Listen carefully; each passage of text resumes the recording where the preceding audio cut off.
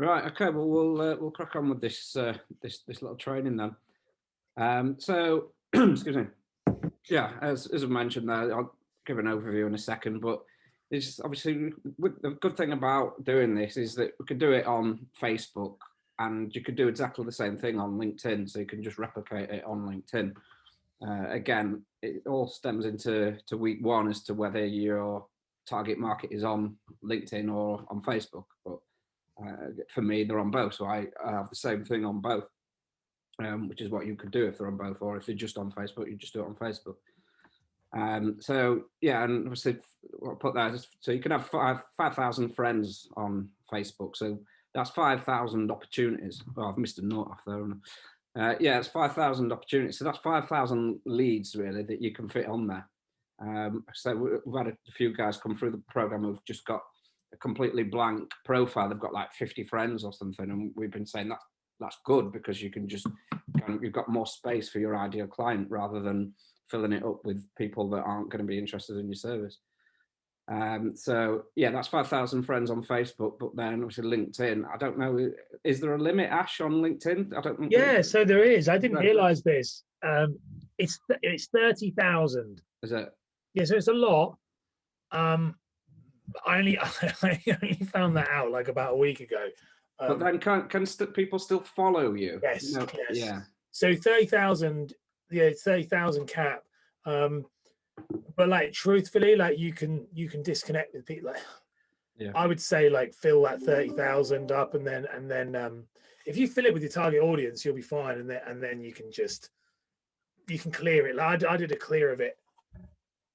Christmas takes a while, but yeah, it'll take you years to reach 30,000, even if you rinse the amount. You know, like the ads thing.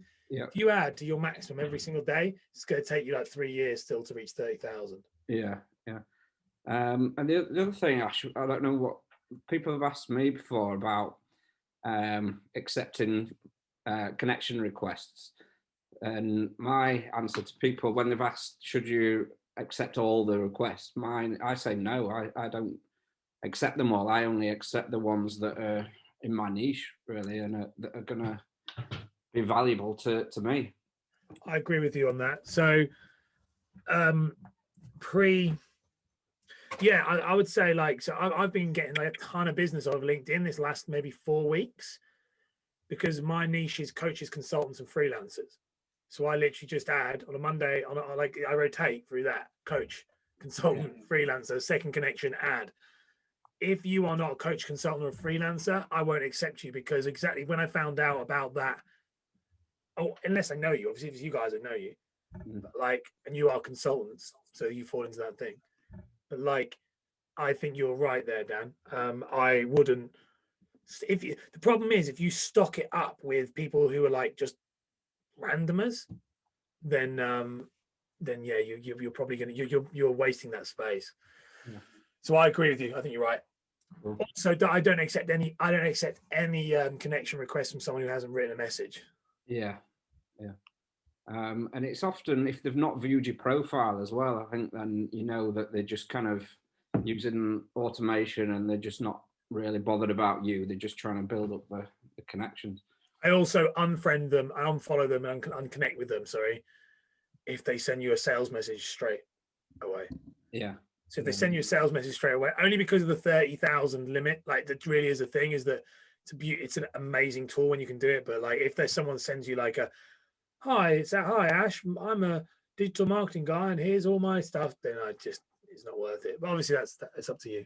Yeah, and I even get a lot, like you said, digital marketing people trying to sell me digital marketing services. My bloody digital marketer, you can see that in 2 seconds if you just looked at the profile. But absolutely, it's a sign. Right, so just back to the training. So yeah, what we'll cover then is what it is, the profile funnel, why we use it, how to use it, and then those are just the different elements of it, really. The banner photo, which is obviously the top photo, which is one of the first things they see. They have a look at your profile picture first or the banner picture. So, and the bio, how best to format the bio, and the feature photo or feature photos. So Yeah, so let's get into it. So what is it then? So I'll just move this that way. So yeah, as I say, it operates from your profile. This is always your personal profile as well, rather than obviously your business page on Facebook and or LinkedIn. But yeah, it is your personal profile. So it attracts your target audience, your ideal client, but it's got to be optimized to get it right. So you've got to have all the things that are going to make it look attractive to your target audience, or else it's just not going to work. And that's why, again, I know I keep saying, but it goes everything in this program goes back to week one and just defining and getting specific as to who your ideal client is and their specific pain points. And when they're in your funnel or on your profile and they see that, there's a lot more likely chance of them accepting your friend request if your friend requested them, or requesting your friendship. And once it's set up, we can push traffic to it purely using a personal profile, which I've already gone through.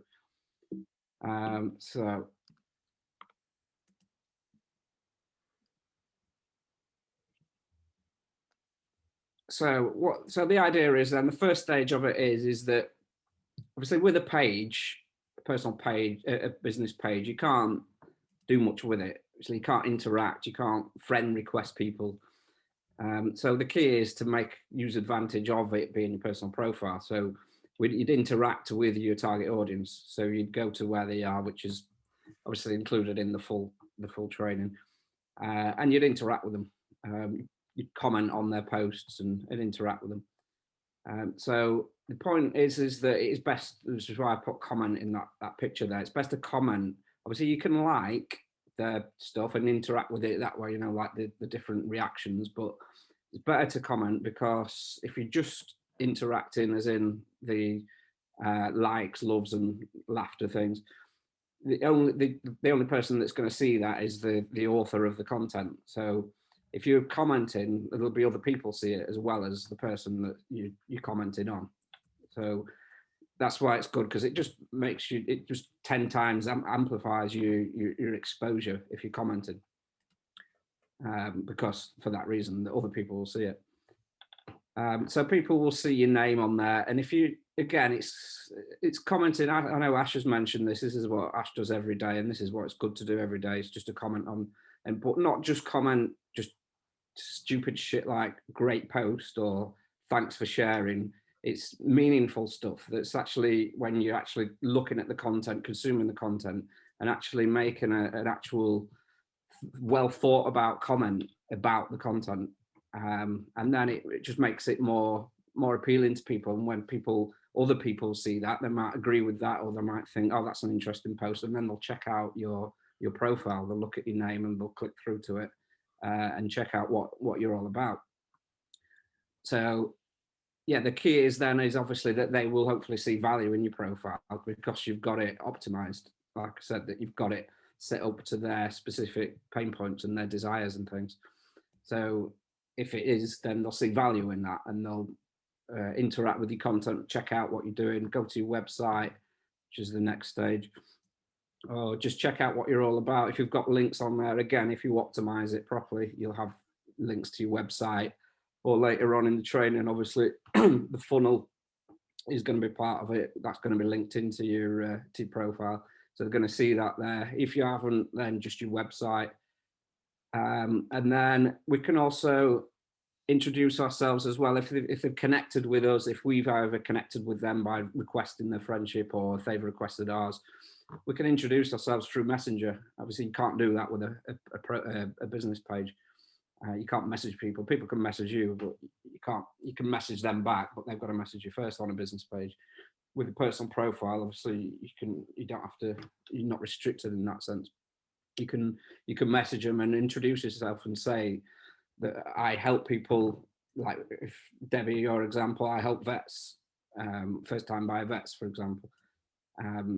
And you're not pitching. This is the key. You don't want to pitch an actual sales pitch and say, you're just introducing yourself and saying what you do, just to make that connection there.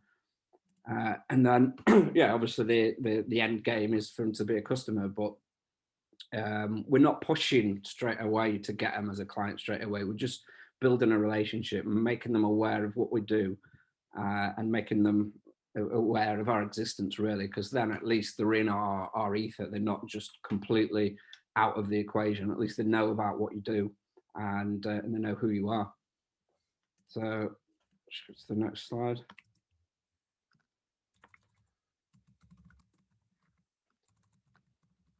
So this is getting in the way. So why?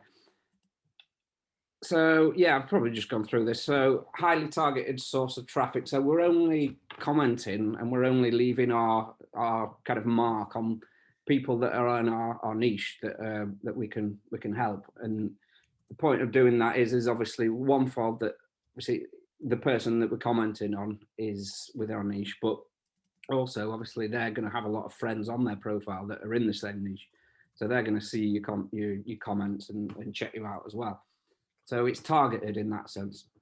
Far more options than a business page. The business pages, like I say, with business pages, you're restricted by what you can do with it. You can't comment. Well, you can comment in groups and things now through your personal through your business page, but people, yeah, there's just a lot more you can do with business page. You can't comment on other people's posts on their personal profiles through a business page. You can only do that with a personal page.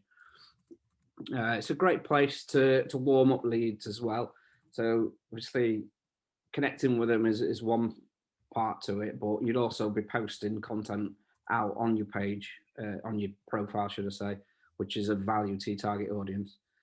And yeah, it's just, there's a lot more likely chance of it getting seen on your personal page as well than a business page, because I'm sure you've probably realized by now that the business pages on Facebook are just getting worse and worse in terms of the organic reach. It's just getting less and less, but that's not the case with the personal profiles. And yeah, you're leaving thousands of pounds on the table if you're not doing it. And like I say, it takes literally an hour or an hour and a half max to get this set up. And yeah, and the upshot is that you're going to get some targeted traffic. You're going to make people aware of what you do. So yeah, as I say, so the comments then, so how we do it is that we draw traffic to us by commenting on our target audience. So as I've said there, I've already gone through that really. It's not only the author of the content that you're commenting on, but it's also their friends and connections that will see that. And hopefully they're all going to be, well, a lot of them are going to be in the same niche as you, because they'll have a lot of friends on the profile that are in the same niche. And yeah, the traffic will not only come from the comments you leave, but it'll also come from the content that you post out on your page. But only if it's relevant and engaging. So it's got to be, say, relevant to your target audience. Because if it's not, obviously, your target audience is not going to find it appealing at all. They're not going to engage with it. So banner photo then. So this is one of the first things they're gonna see. So it needs to appeal to them. Again, this is all about appealing to your niche. And so this is why I keep saying about the more narrow we can get, the more specific we can get. And if we can find out what their main pain point is, and when we put that out in our message, it's just going to resonate and it's going to attract them a hell of a lot more than what it would if it's less specific and less and more general. So as you can see, obviously this is an example of mine. My niche is financial services, obviously, and for me, from the research that I've done, the main pain point is the fact that people struggle to get a decent, reliable, qualified stream of leads. So that's the main pain point. So that's the main sort of title that you want to include in your header. And so that's the main pain point, as it says down below. And the subheading then, so this is how we solve the problem. So I've put, this is obviously to attract people to my funnel. So if you've not got a funnel yet, obviously you can still put how you help your clients out, what you do for them, what their desire is, basically. So that would be in the subheading, and then either the website or or if you've got a funnel, then your funnel URL would go in the line below. But only if it's something that's like that, that's kind of clean, and it's not. It needs to be not loads of slashes and things, because obviously that's not a link. They can't press that and go to it. They need to type that in manually, so it needs to be clean, the URL. Profile pic then. So again, this is the profile picture and the header banner are the two main elements that they're going to see first. So these two things have got to be right. So it's got to be a close up, so it can't be too far away. It's like when you meet somebody, really, you just want to have what someone would see when you meet someone. So the head, the shoulders, the face. You want eye contact. Something that's warm and welcoming, something that people are going to connect with you. It's the first thing, or one of the first things. It's either that or the top profile picture. But and they're going to make a judgment of you in the first couple of seconds of seeing that picture, because they're going to look at your profile picture either way. They're not just going to look at your banner picture. They might look at your banner picture first, but they're always going to look at you. And yeah, they're going to make a judgment of you in the first couple of seconds. So it needs to be a representation of you and who you are. If your target market is corporate, then obviously, yeah, look corporate, wear a smart corporate clothes. But otherwise, I think it's best just to look approachable to your target audience, whoever they are. And it doesn't need to be a professional photograph either. There's apps that you can use now to make them look decent. Like mine's got a filter on it, so it does look like it is a professional one, but it's not. It's just done on a phone. Phones are pretty good these days, so you can get a decent picture just on a mobile. So the bio then. So you've got 101 characters in the bio. Again, this all comes down to the pains and the outcome or desire of your target market. So you want to point them out. Obviously, we've done the statements, your personal branding statements, and in the training. So it wants to be that, or include a link to your CTA, whatever it is, which is a call to action. So if we've got the funnel, that's going to be the main. When you've got the funnel going, that's the main CTA to get people to take your free training.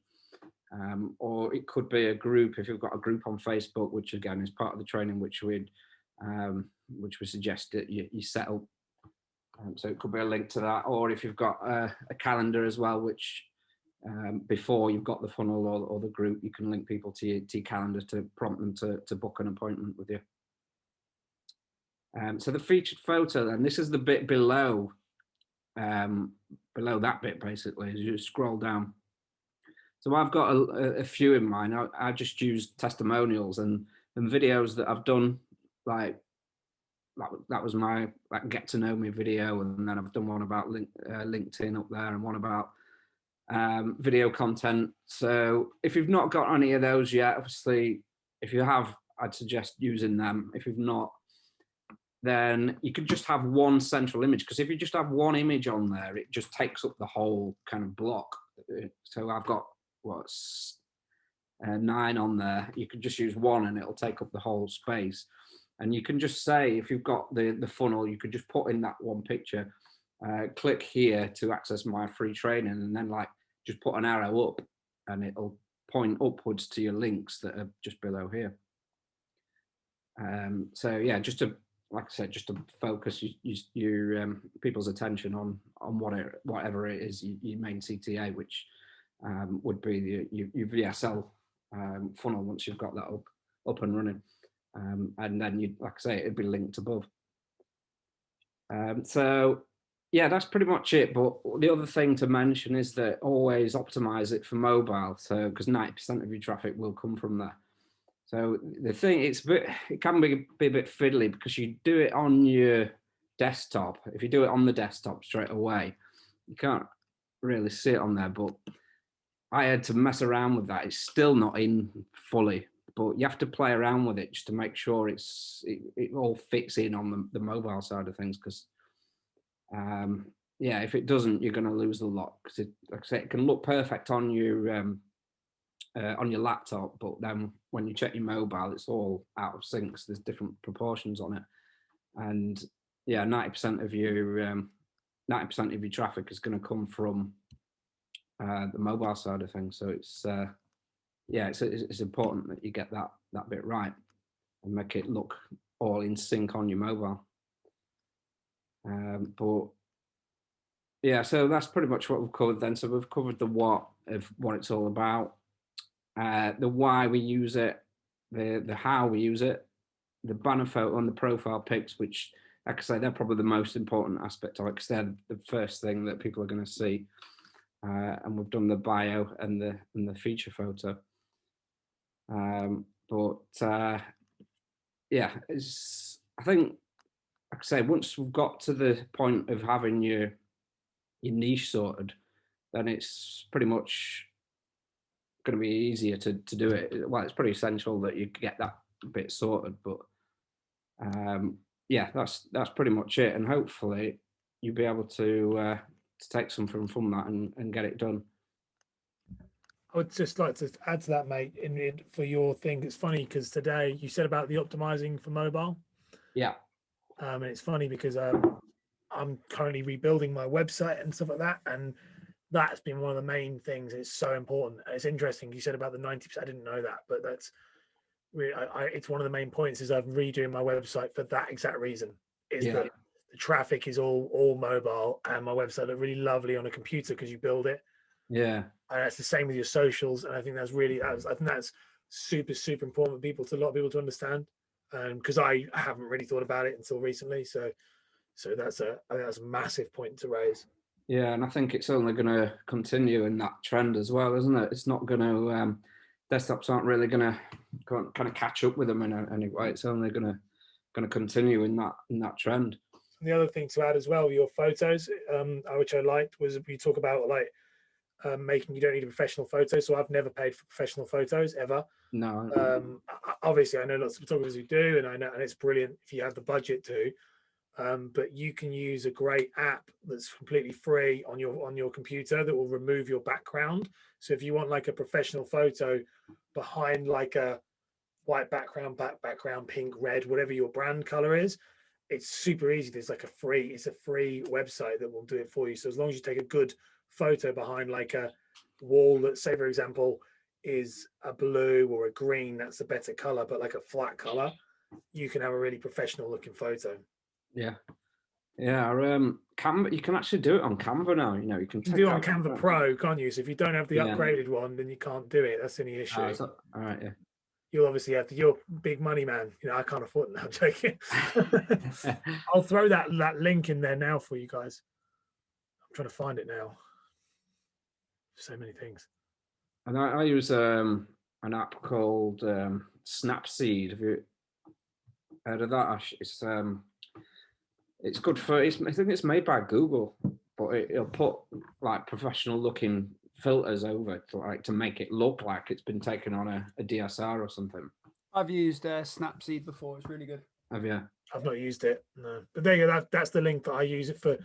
I have one that I use for, like, this is like a free one, and then if you want really high quality, high file size images, then you have to pay. But for like anything, just like an image on your photo, like Dan's image there, like you could quite easily just remove the background on that with it like that. So it's definitely there you go, guys. It's then in the chat.